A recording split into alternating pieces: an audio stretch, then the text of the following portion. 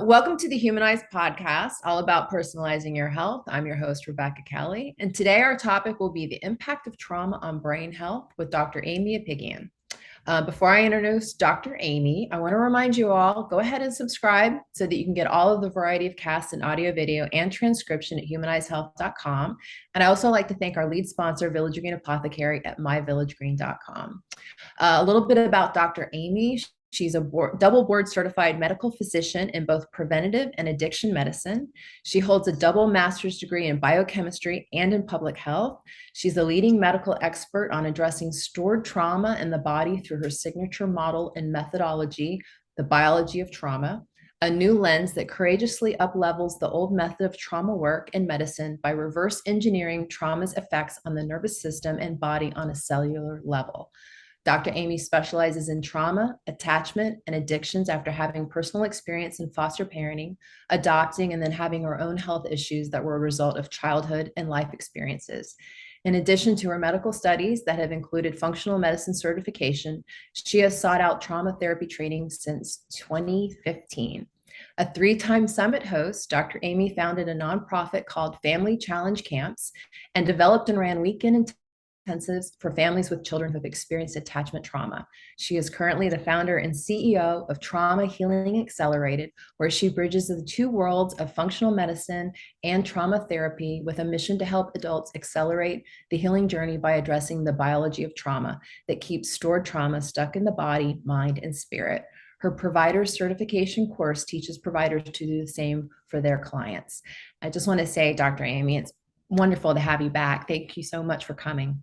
Thank you, Rebecca. I've been looking forward to this. Me too. So I just want to hear all about it. I remember in our last session, you kind of, teased us with such, interesting perspective. And so I'm so glad you're back here. And I just want to ask you, how can trauma cause permanent changes in one's nervous system? Ooh, that's a great question. And it leads me to the common misunderstanding of trauma. And so many people think of trauma as being an event. And it was that thing, or it was that thing, or I don't have trauma because I don't have that event. And when we look at actually what trauma is, and when I started having to understand it on a physiological level, I saw that no, like trauma actually is not an event at all. It's not anything external to us, in fact. It's everything that happens inside of us in response to our environment. And so when we see that there's this very clear line between what is a stress and what is a trauma. In medicine, we have this term that's called homeostasis, which is basically your body's ability to keep your physiology within this window of health, like alive, right? Not necessarily optimal health, but hey, we're getting through, we're managing things. And what trauma is the body's measurement of its physiology in that moment. And it says, oh, I think that this stress is too big for us. I don't think we're going to make it. And I think it's going to disrupt our ability to maintain homeostasis, threatening our survival. And so I need to shut things down. A stress is different, Rebecca, because a stress is something where you get actually more alive with it. And you can sense that, oh, this is a lot. And I wonder how this is going to turn out, but I'm going to give it my all. That is still a stress where it's a very high energy state. The minute that stress to your body is overwhelming, your body changes into a low energy state. In fact, it's conserving energy because homeostasis has been threatened, and it does this to protect us no matter what the cost. And the cost is a big cost because the cost is downstream effects on our biology that don't go away. But it's willing to pay that price to save us in the moment. The problem is that when some of us have had very early life experiences that programmed our body to respond this way to stress, now with even the smallest amount of stress, it overwhelms our physiology. And so we notice that our capacity for stress is really small.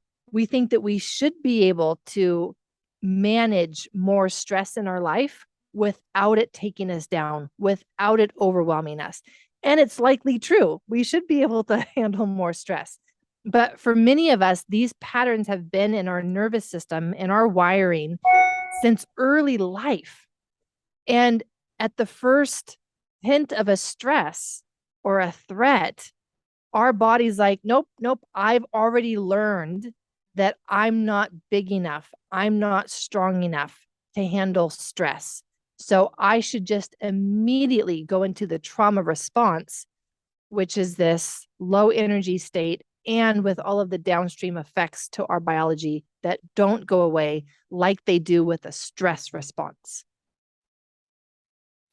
So every time you describe things, my mind has to rethink how I think of things. Does that make sense? So I love that, Rebecca. And I love that I can do that for you. I'm taking this in and I'm like, what you're saying makes so much sense to me, but I'm having to recalibrate like kind of how I think of trauma, right? Which yes, is and that's everybody, Rebecca. Like we have misunderstood trauma completely. And so it really is this whole redefining of trauma if we're going to understand the chronic effects of trauma on the body.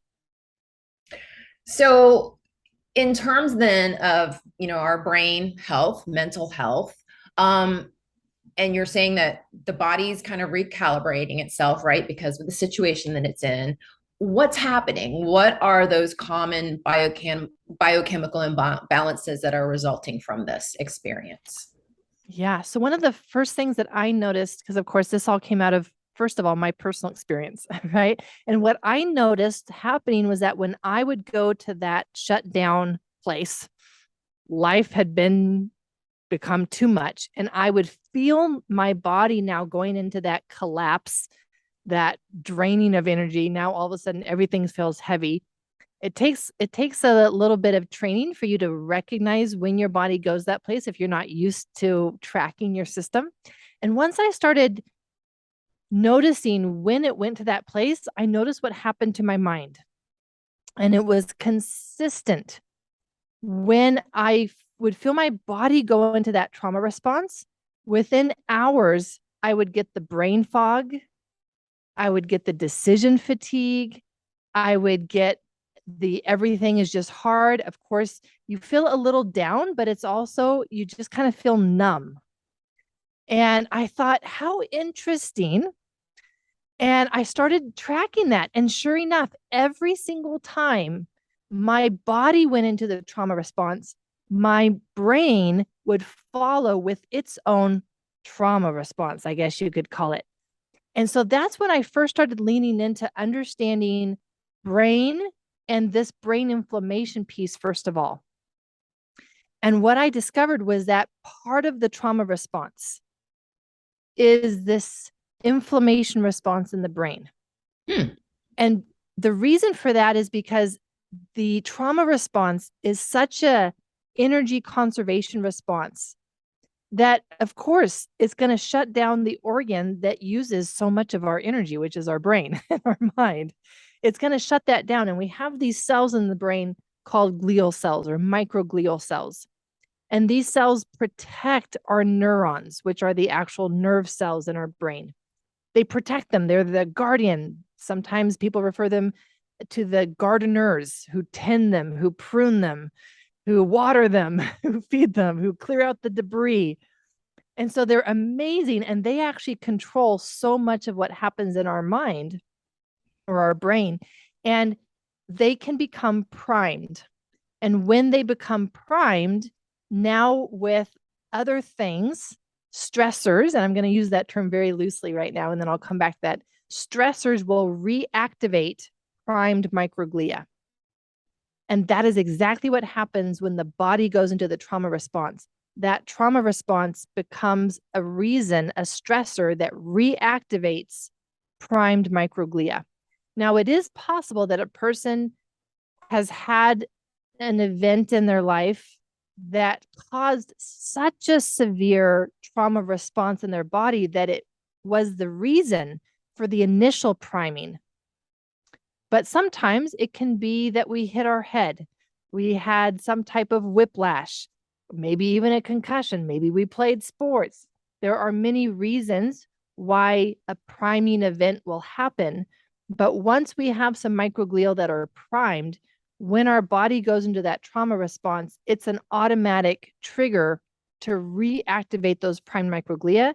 And we experience the brain fog, the decision fatigue, some depression, not as much anxiety as before the trauma response, because again, we just kind of feel like, we just kind of feel numb at this point and just going through the motions until our body comes out of that trauma response. So that was one really crucial piece that I was able to learn about for my own system. And then I started to see, wait a second, like this is just the trauma response in everybody. This is what the human body does to protect itself. It has to shut down those organs that are consuming the most amount of energy. And so then you mentioned the biochemical imbalances. And that's what has been really fascinating and a really important piece too, with this understanding the trauma response and triggers for the trauma response. There are what I've identified as three most common biochemical imbalances that actually predispose us to going into a trauma response in response to a stress. And that would be methylation imbalances, which, if you understand anything around the neurotransmitters and methylation, you would know that undermethylators specifically often, not always, but often have lower activities of serotonin and dopamine. Lower activities of serotonin and dopamine are really going to affect your early attachment and neurodevelopment. So that's going to predispose you, because now you're going to have had early life experiences where you went into that freeze response or the trauma response because everything is overwhelming as an infant if you have low serotonin and dopamine activity. But even as an adult, life is just harder if you feel that you're down and discouraged and you don't have that dopamine, you don't have that serotonin. And so you're going to be going into that trauma response earlier than someone who is has their methylation cycle fully supported or didn't have methylation imbalances to begin with. The other ones that I see are the copper imbalances, so copper excess, zinc deficiency. Dr. Walsh specifically talks about how zinc deficiency is one of the most common nutritional deficiencies in all of mental health. Well, a lot of mental health, when you look at it through this new lens of trauma and stress, Rebecca, a lot of mental health is this going into the trauma response. And that zinc deficiency makes your nervous system so much more reactive, so much more sensitive, that again, the smaller stressors overwhelm your system and your system is going into the trauma response. Same thing with a copper excess. Not only is the copper excess irritating your nervous system, but it's also causing an excess of adrenaline to be released. Wow. Okay. So now you have even higher amounts of adrenaline with the stress response. That adrenaline, what does it do? It makes your heart race. It makes your lungs breathe faster. And that can disrupt homeostasis if it gets out of control. And so if your body is sensing, whoa, whoa, whoa, whoa, whoa, we've got too much adrenaline, it's going to trigger that trauma response in order to save you, even though it comes at a later cost. So the copper excess and zinc deficiency often go together. So I lump those together. And then the pyroluria, or the pyrrole disorder. Again, that causes a functional deficiency in zinc and B6, both of which are super important for the stabilization of the nervous system, but then also cause neurotransmitter imbalances. So you're low in dopamine, you're low in serotonin, and you're low in GABA. So your whole brain is crucial and central to this trauma response in the body, both causing it, predisposing you to that trauma response, but also then, especially with that brain inflammation piece, being a result of the trauma response.